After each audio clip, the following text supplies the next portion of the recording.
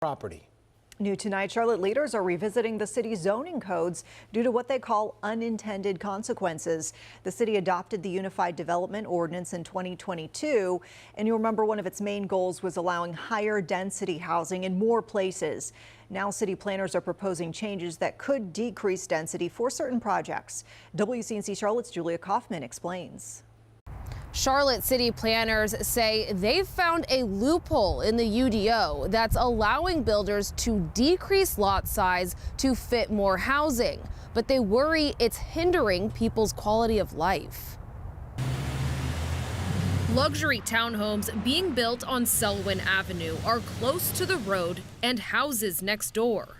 This development doesn't have any setbacks on any of its sides. Neighbors like Paul Maxwell worry there isn't enough space for cars or parking. The streets are almost non-existent, and they have tiny alleys between buildings. City Planning Director Allison Craig says she's seeing similar situations across town. What we're seeing is not really getting at what we had intended. She says the root of the problem is the conservation development option in the Unified Development Ordinance, allowing builders to use smaller lot sizes and increase density if they conserve open space. I think it's just about making sure we're getting it right. She's asking city leaders to tweak the UDO to limit the conservation option to projects that are at least 5 acres. The changes would increase green space and buffer zone requirements, which could decrease density in some projects. As our city grows at such a fast pace, open space and green space continues to be a challenge. Maxwell says the changes are too late for his neighborhood, but he thinks they can help others. I'm hoping that the authorities take a look at these new regs and modify them. City Council will hold a public hearing on the proposed changes on April 15th and then is set to vote on them on May 20th. Julia Kaufman, WCNC Charlotte. A 22-year-old woman is safe after authorities believe she may have been kidnapped from a Harnett County neighborhood. During the search, police put out an Ashanti alert, but how is this different from other missing or endangered person alerts? Our Megan Bragg looks into it in today's Verify Fact Check. To look into this act, we went to the North Carolina Centers for Missing Persons and the Bureau of Justice Assistance. So let's get some background on this. According to the Bureau of Justice Assistance, the Ashanti Alert Act was signed into law in 2018. This act is named after this woman, Ashanti Billy, who was a 19-year-old who disappeared in Virginia in 2017. And then 2 weeks later, her body was found right here in Charlotte. Now, because she fell outside the scope of other alert programs, it raised questions, and this act was put into law. So what's the criteria for this? Well, according to the North Carolina Centers for Missing Persons, it's an adult between the ages of 18 to 64 that's been identified as a missing individual. That person could also be endangered, or that person could have been abducted or kidnapped. Now, the process for the Ashanti Alert is similar to other alerts. Now, according to North Carolina law, an Ashanti Alert can only be issued if all of the criteria is met. With your Verify Fact Check, I'm Megan Bragg. Folks, keep in mind, if you have something you'd like us to verify, all you got to do is really easy. Just email us at verify@wcnc.com. With your help, WCNC Charlotte is making a difference in our community. Beautiful day. So many people helping. This is incredible. Let's spread that love tonight. Here is a $5,000 check that you guys can use to further the mission. There is nothing on earth like the feeling of giving back with your hands. $5,000 to you and Block Love Charlotte for what you guys do. If you'd like to make a difference, go to WCNC.com/make-a-difference now. Now to our other headline, a former Anson County boys basketball coach accused of child sex crimes and human trafficking will stay in jail. A judge today set the bond for Jamozio Birch at $250,000. That's right. WCNC Charlotte's Caitlin Hagwood has been following this story in Anson County today for us with what we've learned about his alleged crimes. Jamozio Birch's attorney describes him as a positive figure in the community, but prosecutors say he was inappropriate with at least 2 young people. Jamasio Birch not responding to questions as he left the Anson County Courthouse Wednesday, his bond set at $250,000. What do you say to the alleged victims? Birch is charged with human trafficking and indecent liberties with children. In an Anson County courtroom closed to cameras, Birch's court-appointed attorney defended him, saying he's a basketball coach and not a danger to the community. But prosecutors said he should remain behind bars, alleging there are at least 2 victims with more possible in other counties. We want them to come forward with their parents. The Stanley County Sheriff's Office is among the agencies investigating. The sheriff says their biggest challenge is getting potential victims to tell their stories. Because whether it could hurt their chances into getting into colleges, professional sports, they don't want that stigma to follow them. If something did happen and we can prove it, then we can get charges and then he can be held accountable. Birch is expected back in court in April. This is still an active investigation. If you have any details you think can help, contact the Anson or Stanley County Sheriff's offices. Reporting here in Wadesboro, Kaylin Hagwood, WCNC Charlotte. A lot of people in North Carolina will be looking to win big on sports betting apps. And Kia, we're getting new numbers this morning about just how popular this new trend really is. That's right. So nearly $200 million in bets were placed in North Carolina's first week of legalized sports wagering. Now we've got a few more numbers to break down all the action for us this morning. The first number we've got for you is 8. That's how many sports betting operators you could place bets through starting on March 11th for the launch. Now, arguably, the timing could not have been better. The first week of betting ended just after those brackets for the men's and women's NCAA tournaments were released. Now, here's the second number. More than $23 million had been wagered just by midnight of the launch. About $12 million of that money were promotional wagers. Those are the incentives for new customers offered by sports betting companies, like betting $5 and then getting $250 to bet with. Now, as for the gamblers taking a chance with their money, well, bettors were paid more than $12 million in winnings in just that first 12 hours, according to the commission. A pretty impressive start in the first day leads us to the much bigger numbers we saw by the end of the week. Nearly $200 million had been wagered, with most in bet winnings already paid. It's important to note, though, the millions of which government is going to be taking taxes out of. So that taxes will take a bite out of about $42 million made. Now, as for North Carolina's early level of winnings, well, gambling leaders say it has to do with NC State and North Carolina doing pretty well in the postseason. Verify, WCNC Charlotte. Verify is all about trying to make a difference in the community by making sure that the community has the correct information. This is what we know, and hey, this is what we don't know. Sometimes you're actually surprised by the answer.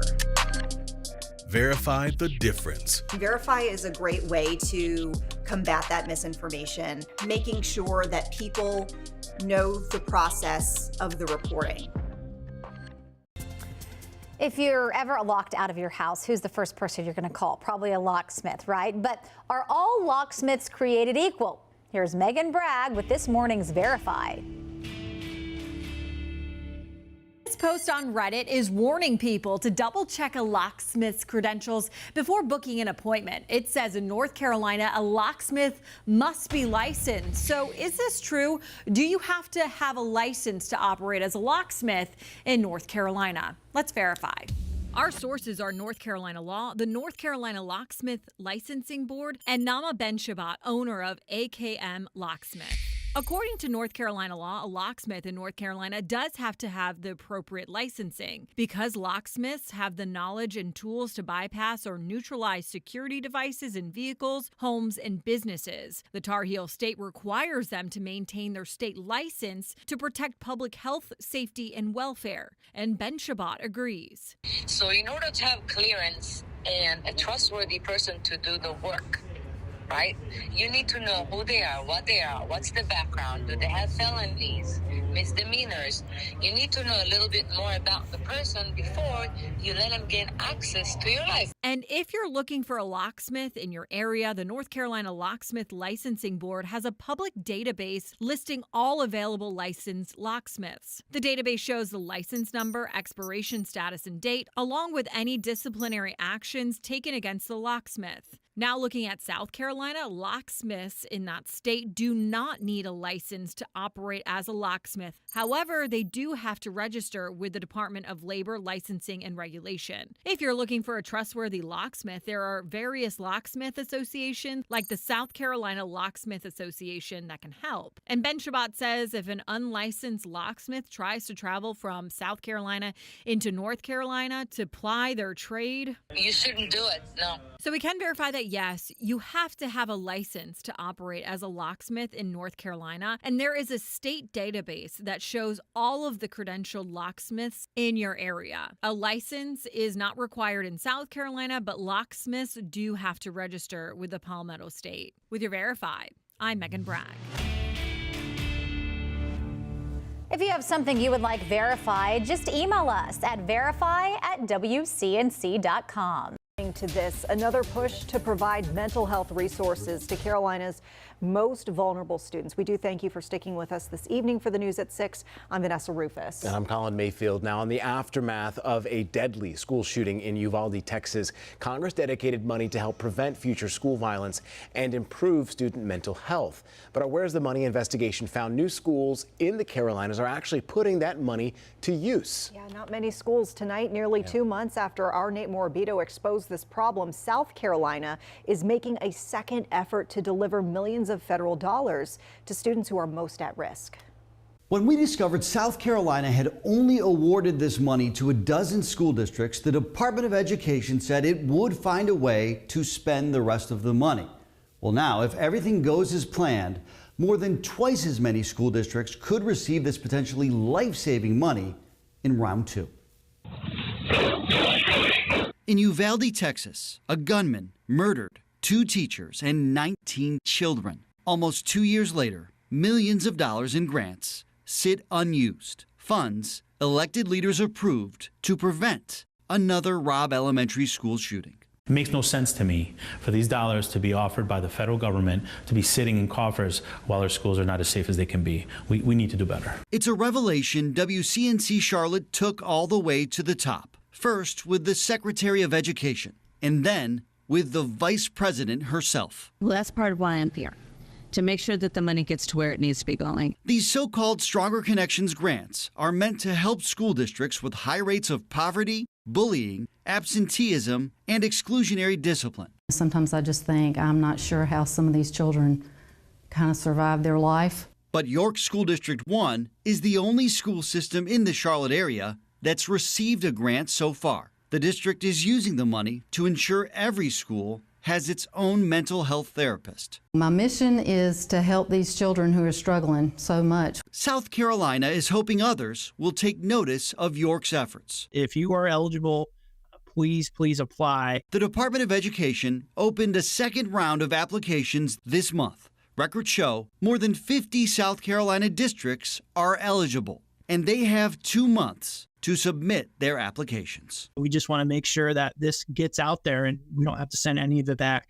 While South Carolina is moving on to round 2, North Carolina has still not spent a single cent of this money. You can blame that on bureaucracy and delays in communication. Nate Morabito, WCNC Charlotte. Now to go further here, we asked some of the districts that did not apply in round 1. Why not? The Lancaster County School District told us the timing was not good back then, but assured us if there was a second round, it would apply. So we alerted those district leaders earlier today that this opportunity is available to them. And so as you can see, Nate and our Where's the Money team are very hard at work. They are tracking those federal dollars. They're keeping receipts here. They're checking those. They're holding those in power accountable, really all in an effort to give you answers. So that being said, if you have something out there you think our team should be looking into, please let us know. You can send us an email to money@wcnc.com or reach out to our team on social media. Wow, that is a great day for her. Congratulations on beating cancer.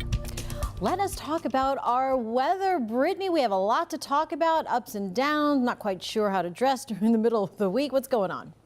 Fantastic story and fantastic weather, of course, for the upcoming week. 84 degrees was the temperature today, Jane. I know it's kind of hard, but I think this time of year, especially when you have unseasonably warm temps, you can just kind of assume that you don't need the jacket, but you might by the end of the week. And I'll show you why here coming up in just a second. But tonight, certainly don't need it. 71 still as we approach 11:30 this evening, and we're only dropping about 9 or so more degrees heading into tomorrow morning. Part of the reason why it's pretty muggy outside. We have a warm southwesterly wind. Tomorrow morning, look at that, 62 degrees. Notice the cloud cover will be increasing too. So you combine the warmer wind from the south and west and the fact that we'll have more clouds, keeping us nice and warm. Remember, clouds like they act like a blanket, essentially wrapping you up in a nice little comforter that is heading into the morning. Here's your hour by hour look for tomorrow morning. We'll see more clouds again in the morning, maybe even a little bit of patchy fog, and then warmer temperatures by the afternoon, about 84, if not 85 tomorrow. So I think we could be just as warm, if not a degree or two warmer. And regardless, we did get to the warmest day of the year so far this year, and it is no April Fool's joke, because tomorrow is April 1st. I'm the first to remind you so you don't get, caught in any kind of mess tomorrow. Unfortunately, the weather at least isn't, if you're not a fan of the 80s, I do apologize. But if you don't like the 80s, I have some changes on the way for the end of the week. And with that warm temperatures, of course, that we've seen the last few days, of course, comes the higher pollen levels too, especially tree pollen this time of year. This is when it really starts to peak most of the month of April. And then we do start to see some improvement, especially by the middle and end of May.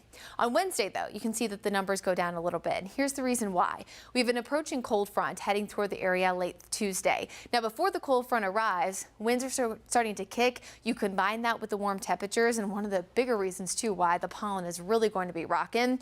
And then as we get closer to the end of Tuesday evening, we do see a few showers moving in, but pretty minimal overall. It's probably only have a 20% chance of rain. So at this point, I don't think this will impact the night's game on Tuesday at all. And really even the rain on Wednesday looks to be mostly in the morning, and then we're pretty much good to go. So it looks like the window of opportunity there is about 10 p.m. on Tuesday till about 10 a.m. on Wednesday. So could miss both games right, afterwards and just before, which would be perfect timing. But I wanted to show you this hour by hour forecast here because you see a little bit of action here up in the mountains. We are going to see some colder air coming in behind this cold front. That could be enough cold air mixed with some moisture that we could see some snow up in the Ashwaubenon and Avery County heading into Wednesday night and Thursday morning. Now, no, this is not abnormal. In fact, Beech Mountain's latest snowfall ever has been in May. So it does happen. It's just that it has been so warm the past few days, it might be a little bit hard to believe. Now, here in the Charlotte area, of course, no snow here, but we will see some cooler temperatures, especially heading into the weekend. We get a little bit chillier with that cold front mixing in. Friday, a little bit dicey with the chance for some patchy frost, but we will be watching that chance both Saturday and Sunday mornings. I think this is important for folks who maybe planted over the weekend as it was Easter, maybe are going to be at home this week with the kids out of school, maybe for CMS spring break. Just to be aware that if you do plant, you just need to have a plan to cover them up or bring those plants inside heading into the weekend. Typically, tax day is a good window of opportunity to be mostly okay, but we do still have frosts and freezes late into the month as well. So just be mindful of that. Of course, tax day, but what we mean by that is April 15th, regardless of which time of the day versus the weekend, that falls on. Now, as we look at your Guy-Riffing 7-day forecast, you can see everything I just mentioned here. Really warm the next 2 days. There comes the rain overnight Tuesday into Wednesday. Then we do get cooler heading into the latter half of the week. Then that chance for patchy frost again. It's Friday morning, a question mark, but mostly Saturday and Sunday mornings. Still, though, in the afternoon, looking nice and pleasant. We'll get into the mid to upper 60s, a little bit more seasonable for April standards. And then look at that, Jane, as we extend into the 8, 9, and 10-day forecast. While it's not the 80s, the 70s look to very quickly return. So even if you're not a huge fan of that touch of cooler air, we will get our more seasonably warm temperatures for April by the end of the 10-day forecast. Just love this month. Paying taxes, no fun, but can then no fun. But hey, you get a lot of crazy weather to talk about. And crazy weather, and then work with your green thumb. Thanks, Brittany. DJ Burr. WCNC Charlotte. Weather is a kind of science that you get to see and experience every day. And I think some people don't even realize how much it affects them. That weather has a huge impact on how it threatens your family, your livelihood, or your home. So I think it really is one of those defining things we do that really affects everybody in our community. See the difference. That process of giving you a warning ahead of time and keeping you and your family safe is really important to me because I live here too. It's my family, it's my friends, it's my neighbors. We're out in Uptown today enjoying day 2 of Charlotte Shout. This year's location is at First Ward Park. The festival is an opportunity for local bands, artists, and businesses to put their talents on display. WCNC Charlotte's Anna King spoke to some of those businesses who say sales are already through the roof, enough that it has her asking, where's the money?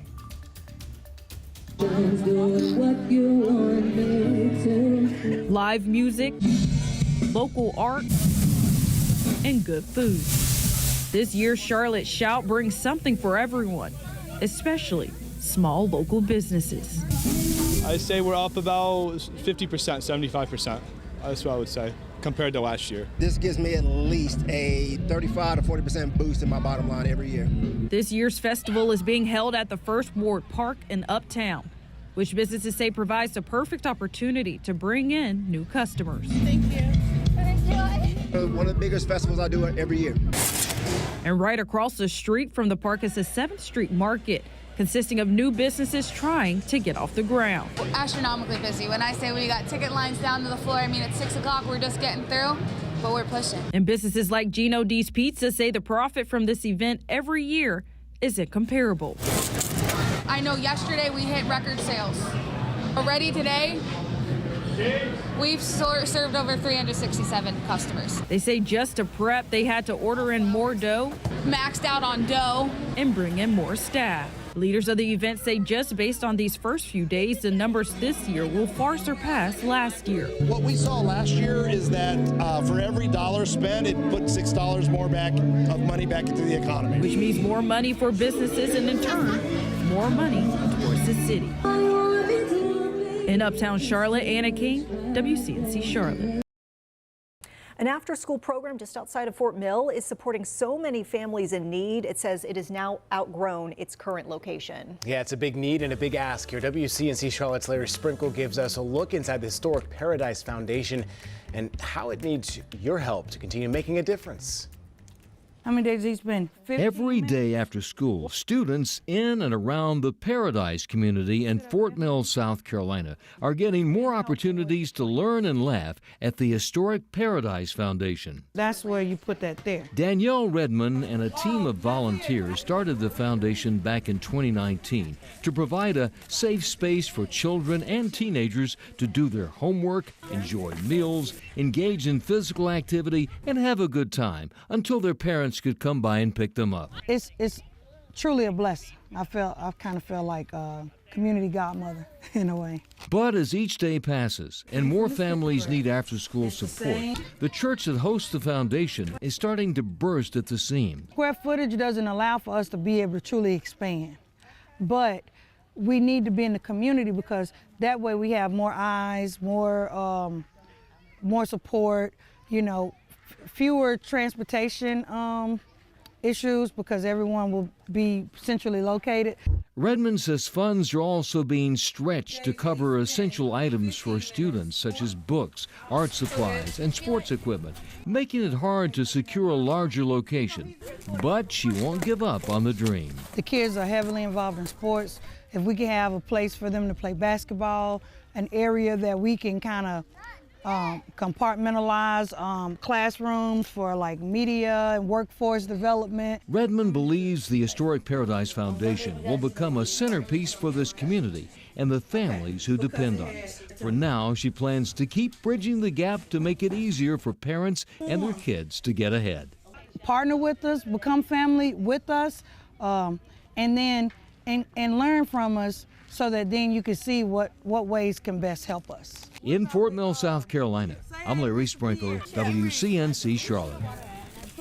Redmond says the foundation really sees a spike in attendance during the summer months, and she hopes that she doesn't have to turn anyone down, especially this summer. If you can volunteer or just donate, right? Time, treasure, or talent. I try to say that as much as I can, but we have a link to the foundation's Facebook page for you to support at WCNC.com. It's a good phrase to remember too, because not everyone can give of money, but yeah, I said it. You can give time. I said it earlier today, and someone was like, "I never heard of that." I'm like, maybe I should use that early, a little more. Not everybody can give treasure, but time and talent Correct. you can give. Yes, we have treasure about. WCNC Charlotte. Good morning, Carolinas.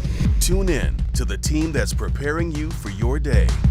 The one and only Larry Sprinkle. See the difference in your morning. It is bitter cold just about anywhere you look. Here's a look right here at I-77 northbound. Trying to make your dollar stretch a little bit further. Responsible reporting, community-focused, unique content. It's so good to see you. Oh, y'all are having too much fun. See the difference. Weekday mornings on WCNC Charlotte. Tonight, a man is behind bars after police say he walked into a Monroe Walmart with several weapons and body armor. Lots of questions here, but it happened at the Walmart on Roosevelt Boulevard around 1 yesterday afternoon. Police say they found 32-year-old Moha Estep wearing a bulletproof vest, carrying an assault rifle, and at least 2 other guns. Thankfully, no one was hurt. Estep is expected in court on May 1st. In North Carolina, open carry is legal without a permit if you legally own a firearm. However, private property owners can restrict guns by putting a sign on their door saying no guns are allowed. Yeah, a man arrested at the Monroe Walmart, as we said, faces an unusual criminal charge, going armed to the terror of the people. But what exactly does that phrase mean? We're taking a deeper look at that charge. Megan Bragg is getting us the facts in this Verify fact check. Monroe police posted this picture. They say this is what the suspect was carrying when he walked into the Walmart yesterday. Walmart does not allow people to bring guns into their stores, but if the suspect was instead on public property carrying these weapons, could he still face that charge of going armed to the terror of the people? Let's get the facts. Our source is attorney Gary Monty, partner at Monty PLLC, North Carolina Law, and the University of North Carolina at Chapel Hill. According to the UNC School of Government, the charge going armed to the terror of the people is a common law offense, meaning it's not in the criminal code, but it's based on a legal precedent that has been established by courts. Monty says this means a gunman can still be charged even if the person is carrying a weapon legally. Once you begin to use that weapon that it's lawful to carry in a way to terrorize other people, then your exercise of your Second Amendment right is now infringing on other people's rights. Prosecutors must prove certain elements for a defendant to be found guilty of this offense. According to UNC, the fundamental elements of the crime include a person armed with an unusual and dangerous weapon for the purpose of terrifying others and going about on public highways in a manner to cause terror to the people. When you venture out into a public area, whether that's a Walmart where members of the public are, whether it's on the street or the highway, as the law talks about, you can still get into trouble under the law. UNC School of Government says the crime is a Class 1 misdemeanor under North Carolina statute that can result in a punishment of up to 4 months in jail. With your Verify fact check, I'm Megan Bragg. Time now to connect the dots. When we make the news make sense, artificial intelligence is growing at an unprecedented rate. And a small mining town right here in North Carolina is fueling a lot of it. Some of the most critical minerals needed to make computer chips are mined right here in our own backyard. Let's connect the dots. Ultra-high purity quartz is an essential component to the chips that are powering the AI revolution. Right now, 2 mines in the small town of Spruce Pine, about 2 hours northwest of Charlotte, are the only places on the planet you can get this high-quality mineral. The owner of the mine, Sibelco, just invested $700 million to expand its capacity and keep up with the major demand. Still, experts are nervous about whether or not it'll be able to keep pace. That's because experts believe if these mines stopped operating, it would lead to a, quote, catastrophic disruption in the world economy that could set the world back decades. And that is connecting the dots.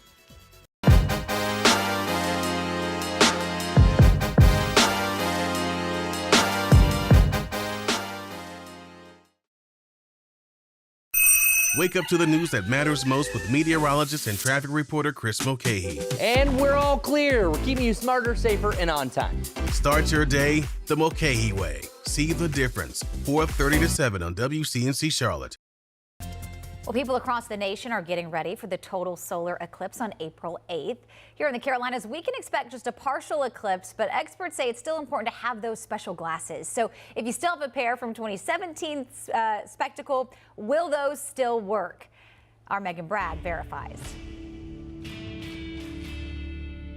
We got an email from viewer Sissy R who asked, can 2017 eclipse glasses be used during the April eclipse? So we took her question straight to the experts. Let's verify. Our sources are Gina DiBraccio with NASA and the American Astronomical Society. When comparing the 2017 solar eclipse with this year's, DiBraccio says there are a few differences, the path being the most important. The path is different, but the width of the path of totality is also a little bit wider than it was in 2017. And for those in the path of totality, DiBraccio says the total eclipse will last a little bit longer than it did back in 2017. So the moon is actually going to be traveling just a little bit slower because of where it is in its orbit, and that's going to extend the length of totality to about 4.5 minutes. And if you remember watching the eclipse 7 years ago, you might have an old pair of eclipse glasses in your desk drawer,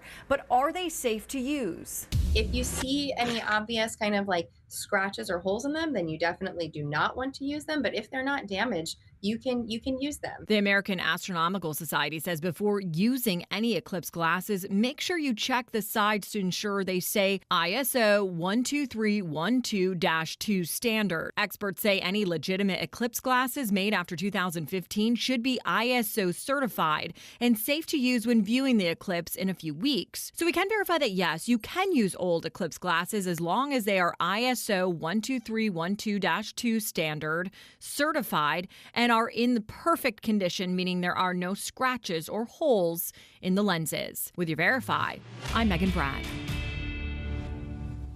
If you have something you would like verified, just email us at verify@wcnc.com.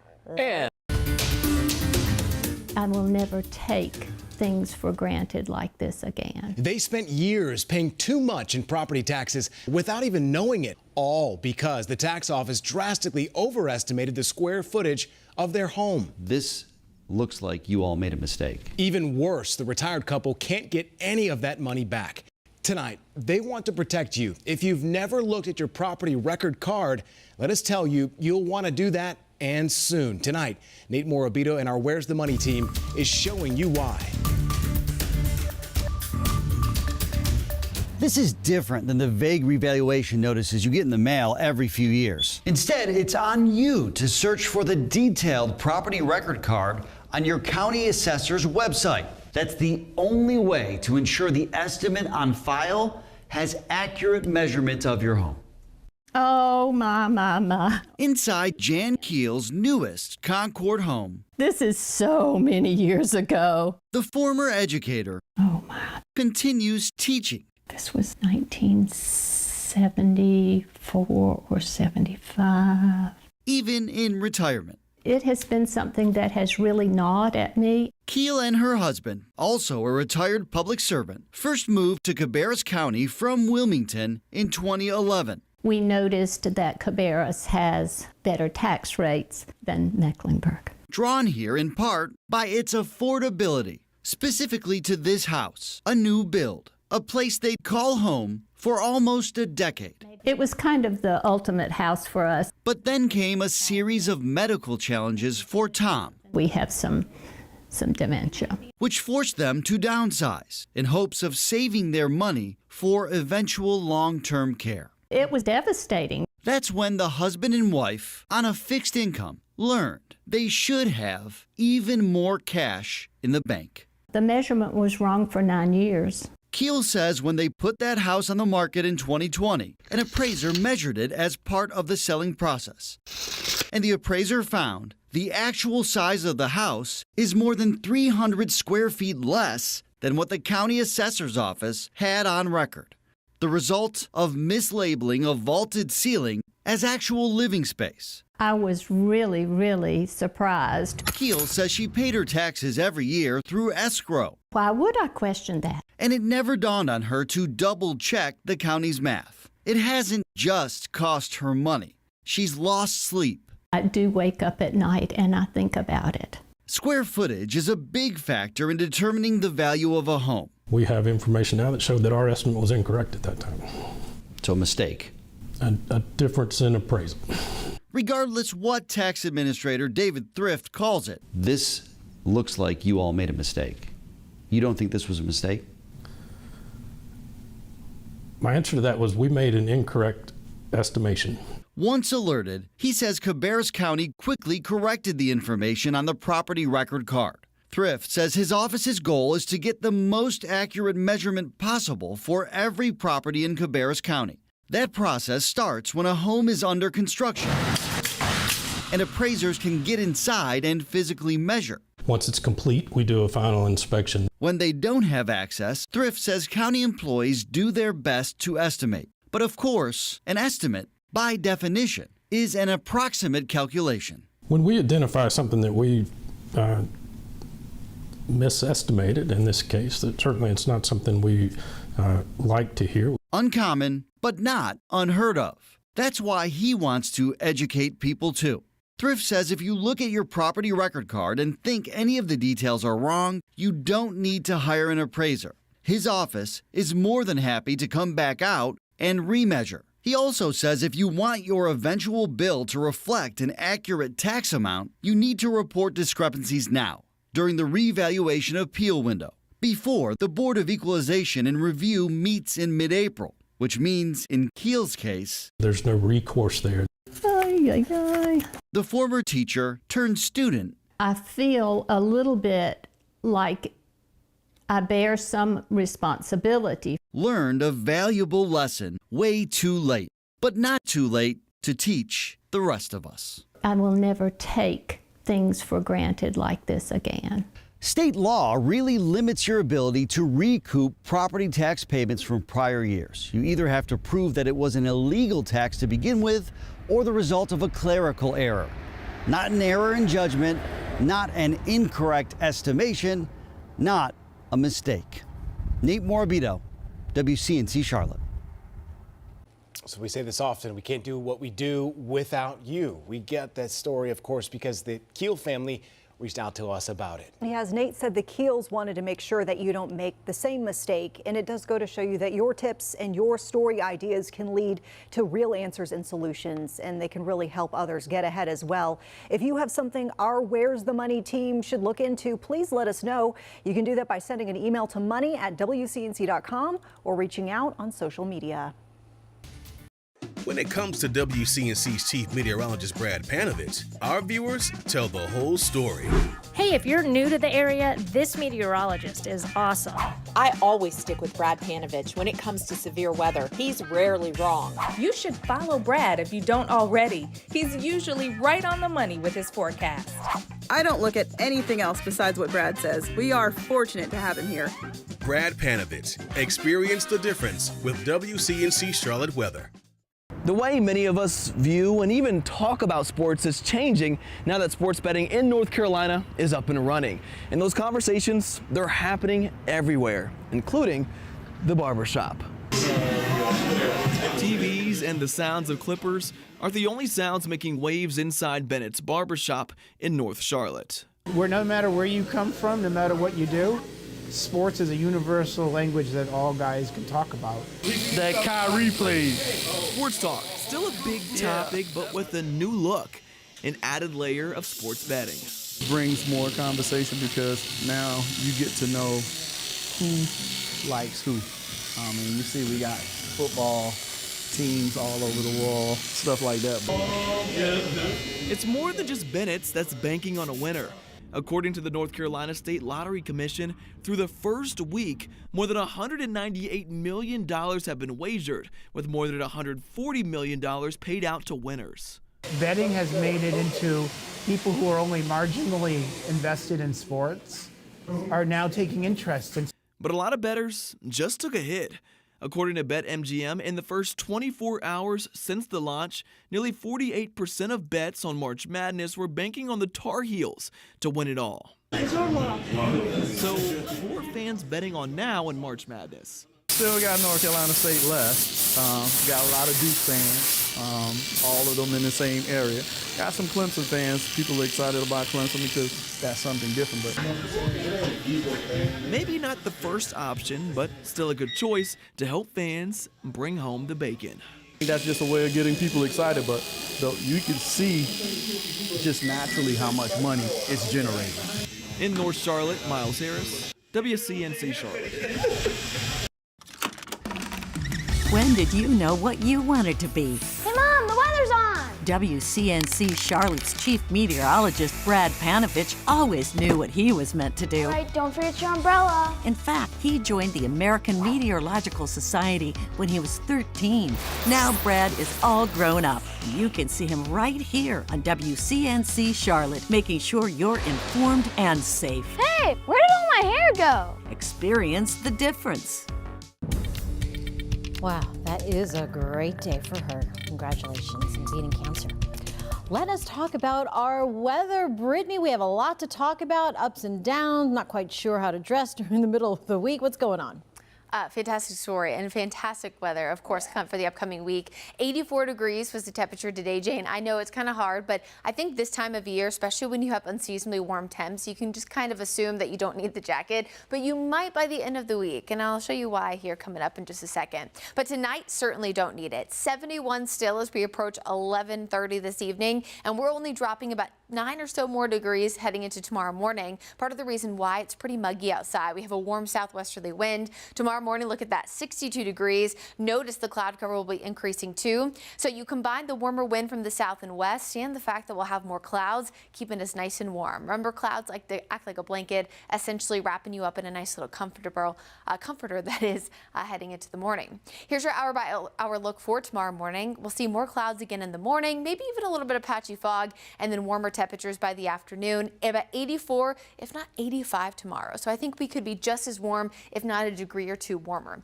And regardless, we did get to the warmest day of the year so far this year, and it is no April Fool's joke because tomorrow is April 1st. I'm the first to remind you so you don't get, caught in any kind of mess tomorrow.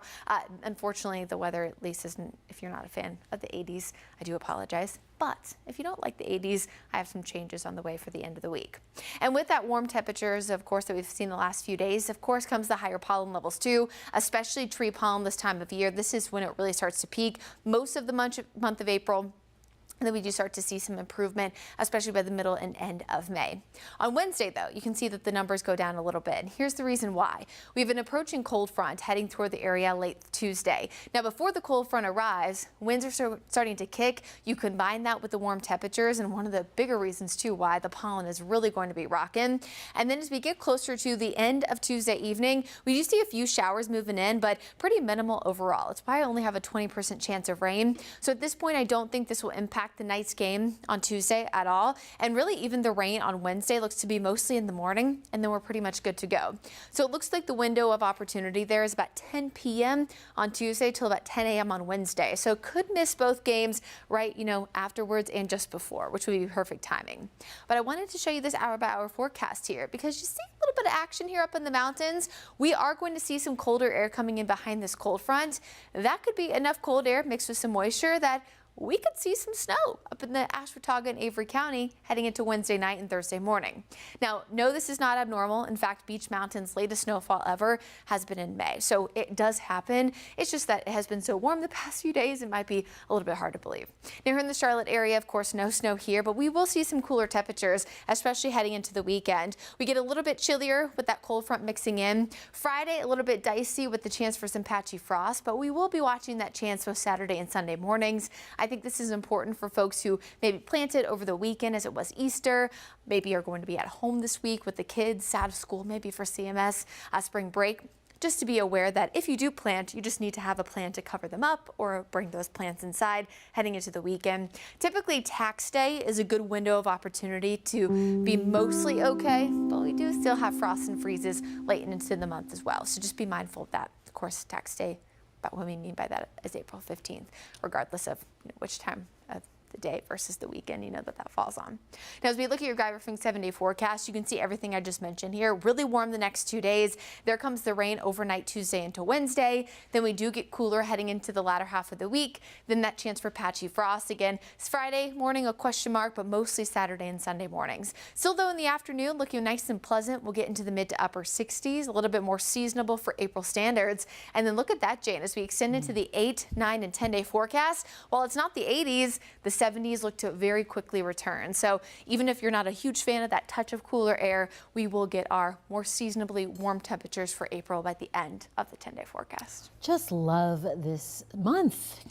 Paying taxes, no fun, but And then No fun. But hey, you get a lot of crazy weather to talk about. and crazy weather, and then work with your green thumb. Thanks, Brittany. DJ Byrne. For more than a month, demonstrators making their presence known outside of a church in Monroe, following a pastor's comments about sexual assault during a sermon. This morning, people stood outside of Bible Baptist once again to voice their discomfort behind the comments, as well as push for answers behind tax dollars going to the school connected with the church.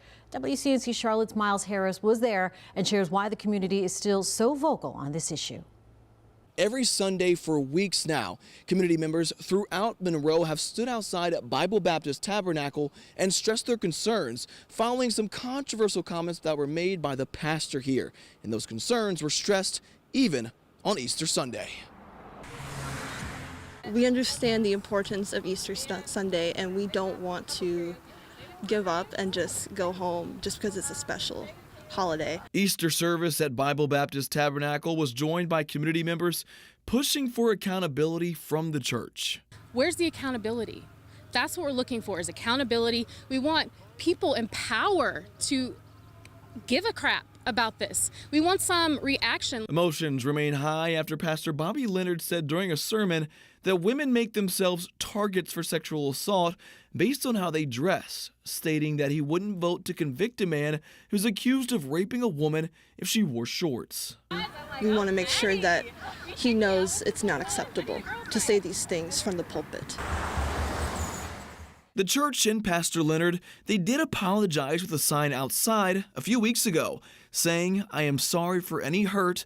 I was wrong." More questions are being raised after community members learned the school connected with the church, Tabernacle Christian School, has received over $900,000 in both 2023 and 2024 in public taxpayer funds through a state voucher program.